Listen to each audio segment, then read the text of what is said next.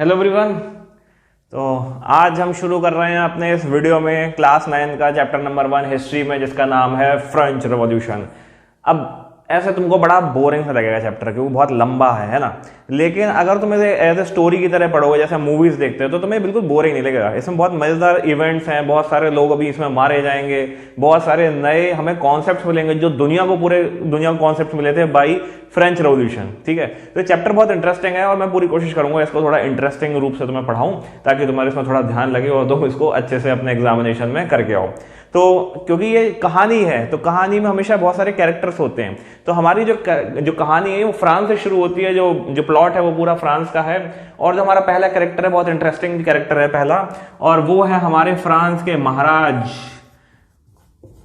Louis 16।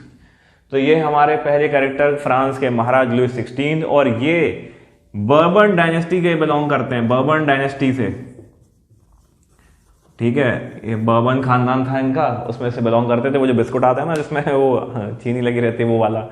तो king Louis 16 है ये, और ये 20 साल के थे जब ये राजा बन जाते हैं, 20 ईयर्स ओल्ड। और जो ईयर था वो था 1774 when he ascended the throne of France in the year 1774। 20 साल का बंदा है, केवल राजा बन चुका है। और अभी देखो एक और जिंदगी में इनके डेवलपमेंट होने वाला है कि भाई की शादी हो गई है, किंग लुइस 16 गॉट मैरिड। और जो महारानी है वो ऑस्ट्रियन प्रिंसेस है, मैरी एंटोनेट।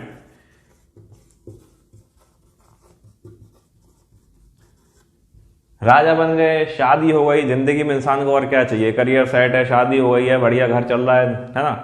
लेकिन इनकी थोड़े प्रॉब्लम शुरू होने वाली है यहीं से ही। राजा बन गए हैं, राजकाज संभालना है भाई, ऑब्वियस सी बात है, इतनी बड़ी जिम्मेदारी आ गई है। तो राजा अपने पूरे ठाट बाट के साथ पहुंचते हैं कि देखते हैं हमारे राज के पास कितना पैसा है, आइए चेक करते हैं हम लोग। तो राजा का जो खजाना है, जिसे हम ट्रेजरी कहते हैं, ठीक है, खजाना जो है वो बिल्कुल खाली है। राजा परेशान, नई नई शादी हुई है, राजकाज आया है, इतना बड़ा साम्राज्य का जिम्मेदारी आई है, क्या करें, खजाना इनका हो चुका है खाली। अब राजा के पास पैसे नहीं होंगे तो राजा की मानेगा कौन? फौज को पैसा देना है, मंत्रियों की सैलरी जाती है, ठीक है, इतने पूरे किंगडम को चलाना है। तो राजा को ऑब्वियसली बात है, बड़ी दिक्कतें आएंगी। और जब देखा इन्होंने कि चलो हमारा खजाना खाली, कोई लोन वोन तो नहीं है फ्रांस के ऊपर जो हमें पे करना है, तो बदकिस्मती से लोन भी निकलता है 1 बिलियन लाइवर का। भाई 1 बिलियन बहुत बड़ा अमाउंट होता है उस जमाने में, हम बात कर रहे हैं 1774 की। लाइवर जो है फ्रांस की करेंसी थी, डिसकंटिन्यू हो जाती है बाद में। ये 1 बिलियन लाइवर का लोन बढ़ के हो जाएगा 2 बिलियन लाइवर का, क्योंकि ऑब्वियस सी बात है भाई, पैसे चाहिए राजा को। राजा के पास पैसे नहीं है, उधार मांग रहा है वो, उसको सैलरी पे करनी है, राज्य को मेंटेन करना है, अपने किंगडम को चलाना है। पैसे कहां से मांगता था? तो पैसे के लिए होते थे स्टेट मनी लेंडर्स, जो पैसे देते थे राजा को ब्याज पे, और उन्होंने अपना इंटरेस्ट रेट जो था वो बढ़ा के कर दिया 10%। राजा कह रहा भाई दिस इज टू मच, तुम हमारी हमारी जो स्थिति है उसका तुम फायदा उठा रहे हो। ठीक है, चलो तुम्हें बाद में देखेंगे। लेकिन फिलहाल राजा की कंडीशन ये है, राजा बन गए, शादी हो गई है, खजाना खाली हो चुका है, 1 बिलियन लाइवर का लोन था 2 बिलियन लाइवर का पहुंच चुका है, और मनी लेंडर्स ने बोल दिया भैया पैसे चाहिए तो 10% तो ब्याज देना पड़ेगा। अब राजा क्या करेगा?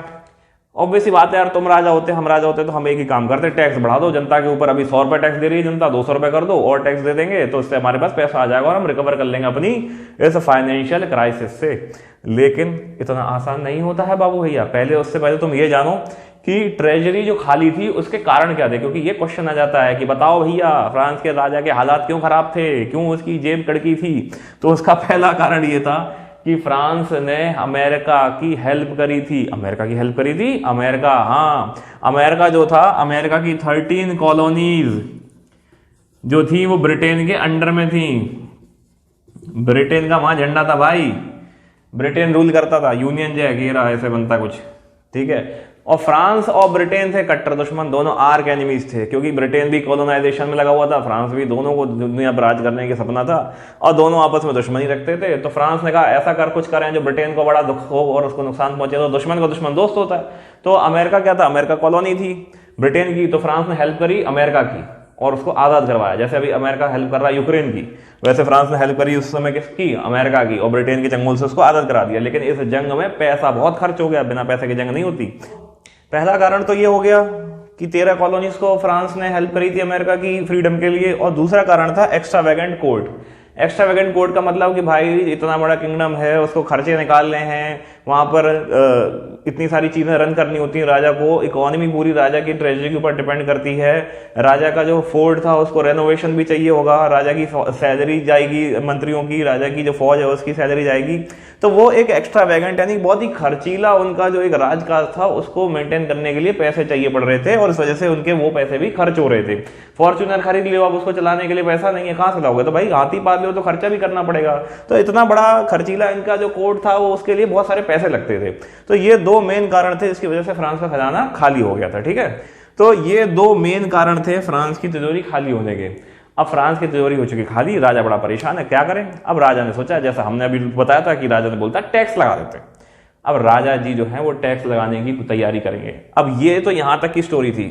ठीक है, अब अगले वीडियो में हम देखेंगे कि भाई फ्रांस की सोसाइटी कैसी थी, क्योंकि सोसाइटी पढ़ना जरूरी है फ्रांस की। अगला जो हमारा प्लॉट है कहानी का वो वहां से शुरू होता है, क्योंकि जो टैक्स लगेगा वो फ्रांस की आम जनता पे है, और आम जनता फ्रांस की सोसाइटी की एक पर्टिकुलर कैटेगरी में आती है। ठीक है, तो उस वीडियो को, उस जो पार्ट को हम अगले वीडियो में देखते हैं। और अगर आपको इस वीडियो में कुछ समझ में नहीं आया तो कमेंट सेक्शन बताना, मैं कमेंट सेक्शन में एक्सप्लेन करने की कोशिश करूंगा, और अगर नहीं हो पाया तो अगले वीडियो में उसको एक्सप्लेन कर दूंगा।